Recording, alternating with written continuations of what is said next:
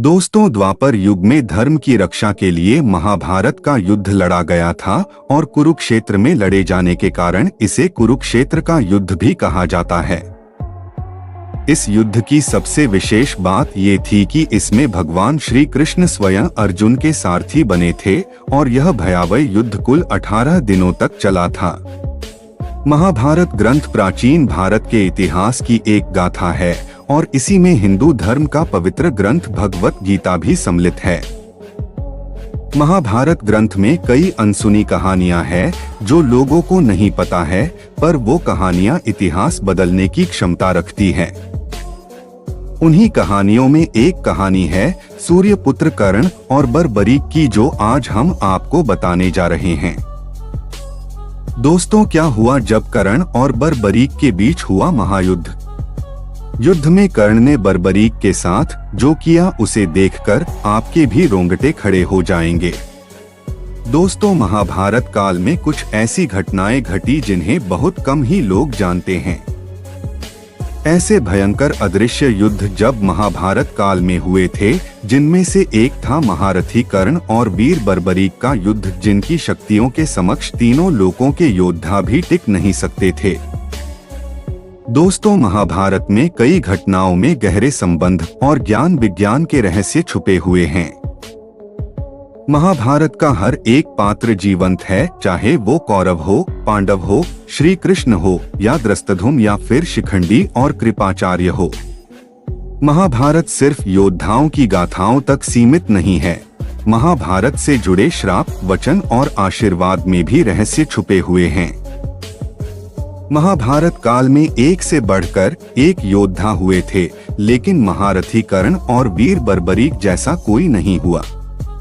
महाभारत काल में कई युद्ध हुए, लेकिन एक ऐसा भी युद्ध था जिन्हें बहुत कम ही लोग जानते हैं। जी हाँ दोस्तों, हम बात कर रहे हैं उस भयंकर युद्ध के बारे में जो महारथी कर्ण और बर्बरीक के बीच हुआ था। इस युद्ध के बारे में शायद ही कोई जानता होगा। दोस्तों, महारथी कर्ण जिनके पास थे दिव्य कवच और कुंडल जिसे किसी भी अस्त्र से भेदा नहीं जा सकता था, और वीर बर्बरीक के पास थे 3 अमोघ बाण जिनको काट पाना देवताओं के लिए भी असंभव था। दोनों ही बहुत शक्तिशाली योद्धा थे। महारथी कर्ण के कवच और कुंडल को देख देवता और राक्षस भी आश्चर्यचकित हो जाते थे, और दूसरी तरफ थे बर्बरीक जिन्हें भगवान शिव से कभी न खत्म होने वाले 3 अमोघ बाण मिले थे। ऐसा कहा जाता था कि बर्बरीक अपने 3 दिव्य अमोघ बाणों से पूरे महाभारत युद्ध को समाप्त कर सकते थे। बर्बरीक को आज के कलयुग में बाबा खाटू श्याम जी के नाम से पूजा जाता है। लेकिन दोस्तों, आखिर ऐसा क्या हुआ था जिसके कारण वीर बर्बरीक और महारथी कर्ण के बीच महायुद्ध हुआ था, और कौन इस युद्ध को जीता था? अगर आप भी इस प्रश्न का उत्तर चाहते हैं तो इस वीडियो में अंत तक बने रहे। लेकिन उससे पहले आपसे अनुरोध है, अगर आप चैनल पर नए हैं तो चैनल सब्सक्राइब जरूर करें और बेल आइकन प्रेस करना न भूलें, और हाँ, कमेंट में जय श्री कृष्ण जरूर लिखें, और भगवान श्री कृष्ण की कृपा आप सभी भक्तों पर बनी रहे।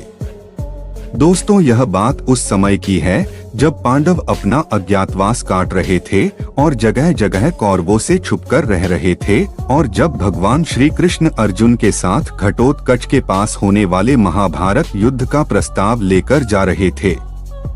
इसी दौरान कौरवों का गुप्तचर उन्हें देख लेता है और यह बात जाकर दुर्योधन को बता देता है।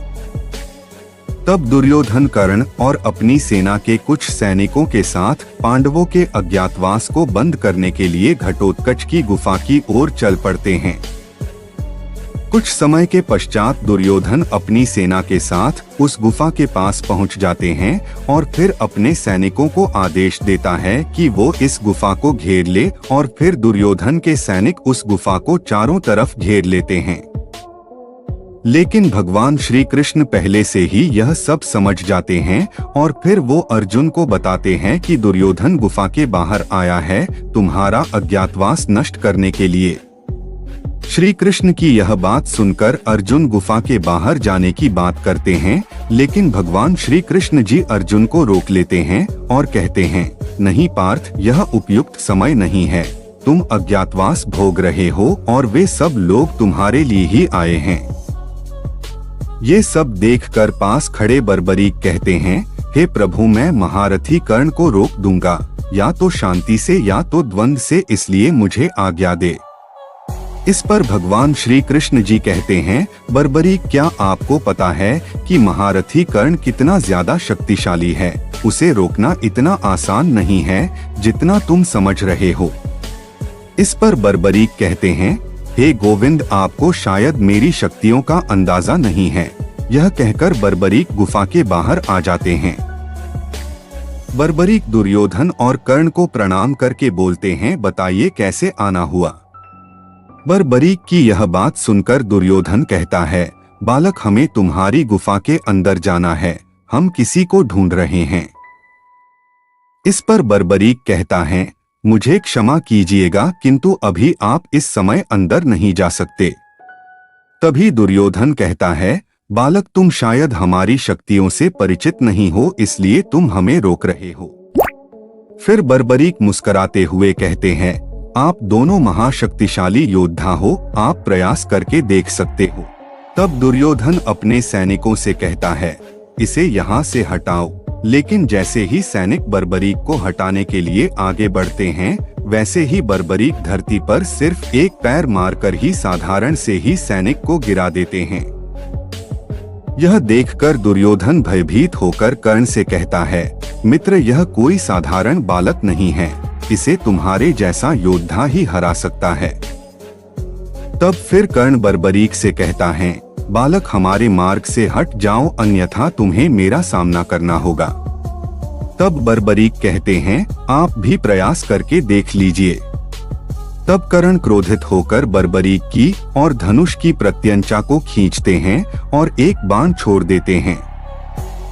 तभी दोस्तों इतनी जोर से हवा चलती है कि वहां खड़े सारे सैनिकों में हाहाकार मच जाता है, लेकिन कर्ण के उस अस्त्र का प्रभाव बर्बरीक पर तनिक भी नहीं होता। तभी बर्बरीक भी अपने धनुष की प्रत्यंचा को खींचते हैं और दुर्योधन की ओर एक बाण छोड़ देते हैं और उस बाण से दुर्योधन घायल होकर नीचे गिर जाता है। यह देखकर बर्बरीक हंसने लगते हैं और कहते हैं, आप ठीक तो हैं। इससे दुर्योधन को बहुत गुस्सा आता है और वह कर्ण को बोलते हैं कि इस बालक को यम के पास पहुंचा दो मित्र। तब कर्ण बर्बरीक पर वरुणास्त्र चलाते हैं और बदले में बर्बरीक भी अग्नि अस्त्र चला देते हैं और दोनों अस्त्र टकराकर नष्ट हो जाते हैं। ऐसे ही दोनों में घमासान युद्ध चलता रहता है। दोनों ही वीर एक दूसरे पर भयानक दिव्यास्त्रों का प्रयोग करते हैं, लेकिन दोनों में कोई भी परास्त नहीं होता। तब बर्बरीक अपने दिव्यास्त्र का आह्वान करते हैं और बोलते हैं, इस तीर को कोई भी रोक नहीं सकता, लेकिन बर्बरीक अपना दिव्यास्त्र कर्ण के बजाय दुर्योधन पर छोड़ देते हैं। महारथी कर्ण उसे अपने बाणों से रोकने का संपूर्ण प्रयास करते हैं, लेकिन उस दिव्य अस्त्र को रोक नहीं पाते और वो अस्त्र दुर्योधन की ओर बढ़ने लगता है।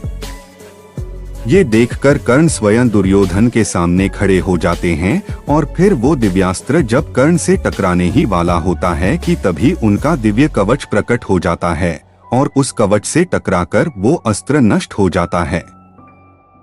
ये देखकर बर्बरीक को आश्चर्य होता है। वह मन ही मन सोचते हैं कि यह कैसे संभव है, इस दिव्य अस्त्र को तो केवल इंद्र का वज्र ही रोक सकता था। तब दुर्योधन कहते हैं, यह भगवान सूर्य का दिया दिव्य कवच है जो अमृत से निर्मित है। इसे तीनों लोकों में कोई योद्धा तोड़ नहीं सकता और तुम्हारा हर एक प्रयास विफल हो जाएगा। बालक, ये तुम्हारे वश की बात नहीं है। तब बर्बरीक क्रोध में आकर भगवान शिव का स्मरण करके एक साथ अपने तीनों अमोघ शक्तिशाली बाणों को छोड़ने ही वाले होते हैं। इतने में ही वहां पर भगवान श्री कृष्ण आ जाते हैं और फिर वो बर्बरीक से कहते हैं, पुत्र, तुम उनके मार्ग से हट जाओ और जो भी दुर्योधन देखना चाहते हैं उन्हें देखने दो। तब दुर्योधन और कर्ण गुफा के अंदर जाते हैं, लेकिन वहां पर उन्हें कोई नहीं मिलता, क्योंकि भगवान श्री कृष्ण ने अर्जुन को अपनी माया से अदृश्य कर दिया था। लेकिन दोस्तों, क्या आप जानते हैं यदि बर्बरीक ने कर्ण पर भगवान शिव से प्राप्त तीनों अमोघ शक्तिशाली बाणों को चला दिया होता तो क्या होता? क्या कर्ण का कवच टूट जाता? इस बारे में आप क्या सोचते हैं? हमें कमेंट करके जरूर बताएं। और आप महाभारत में किसे अपना सबसे शक्तिशाली योद्धा मानते हैं? शिखंडी, कृपाचार्य, कर्ण, भीष्म पितामह, अर्जुन या बर्बरीक या फिर किसी और को? ये भी हमें कमेंट करके जरूर बताएं। दोस्तों, आज के वीडियो में बस इतना ही। वीडियो अच्छी लगी हो तो लाइक करें और अपने दोस्तों से शेयर करें और चैनल आकाशवाणी द मैसेज को सब्सक्राइब जरूर करें और कमेंट में जय श्री कृष्ण जरूर लिखें। धन्यवाद।